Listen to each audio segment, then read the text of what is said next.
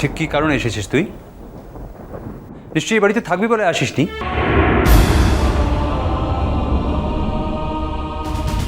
দাদা এখন বুঝতে পারছো তো, দুধ কলা দিয়ে কাল সাপ পুষেছিলে।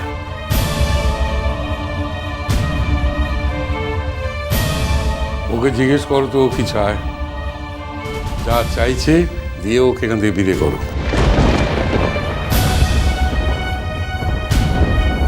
বাহাকে কি হসপিটাল থেকে ছেড়ে দিয়েছে? এই অবস্থায় এরকম রোদ্দুরের মধ্যেও কেন এলো? দেখে তো মনে হচ্ছে ভালো করে দাঁড়াতেও কষ্ট হচ্ছে। কিন্তু কেন এসেছে বাহা এখানে? ও কি ওর ভুল বুঝতে পেরেছে? ও কি আমার কাছে ফিরে এসেছে? বাহা, একবার শুধু বলো তুমি ফিরে এসেছো, তারপর সব পাল্টে যাবে বাহা। সবটা পাল্টে যাবে। চুলেটাই যখন যেতে পারছিস মুখে ছিঁড়ে, সকল দিওয়া কথাগুলো যখন ফিরান নিতেই পারছিস, তখন মুও তোকে আঘাতে আঘাতে ক্ষত বিক্ষত করে দিয়ে তবেই যাবো করছি বাবু। ঠিক কি মতলব নিয়ে বাড়িতে এসছো জানতে পারি? তোমার সঙ্গে তো আমার স্বামীর হিসাব নিকাশ চোখে মুখে গেছে। এখন কি চাই? সেটাই তো ভেবেছিলাম, কিন্তু দেখলাম যে শেষ পর্যন্ত গরিব মেয়েটাকে সাহায্য করার সুযোগটুকু তোরা শিক্ষিত মানুষেরা ছাড়তে তো পারিস না। বাহা থামো বলছি। যত বড় মুখ নয় তত বড় কথা।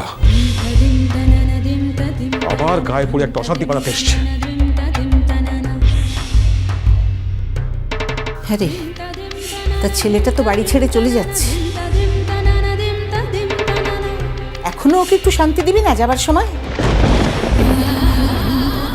খেতে এসেছে, আমাদের সংসারে সবাইকে খেতে এসেছে। সর্বনাশী মেয়ে কোথাকার একটা। কেন এসেছিস এখানে? হ্যাঁ, কি চাই তোর? আসলে ভিক্ষা দিন দিন তোদিকের এমন অবস্থাটা হয়নি ছেলা।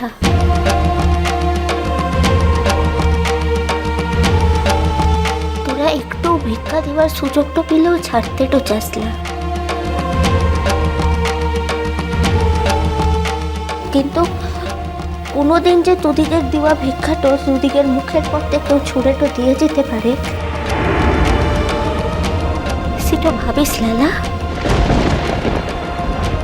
খুব চ্যাটাং চ্যাটাং কথা হয়েছে তো। কে জোগাচ্ছে এত সাহস? দাঁড়াও, ওকে আমার সঙ্গে কথা বলতে দাও।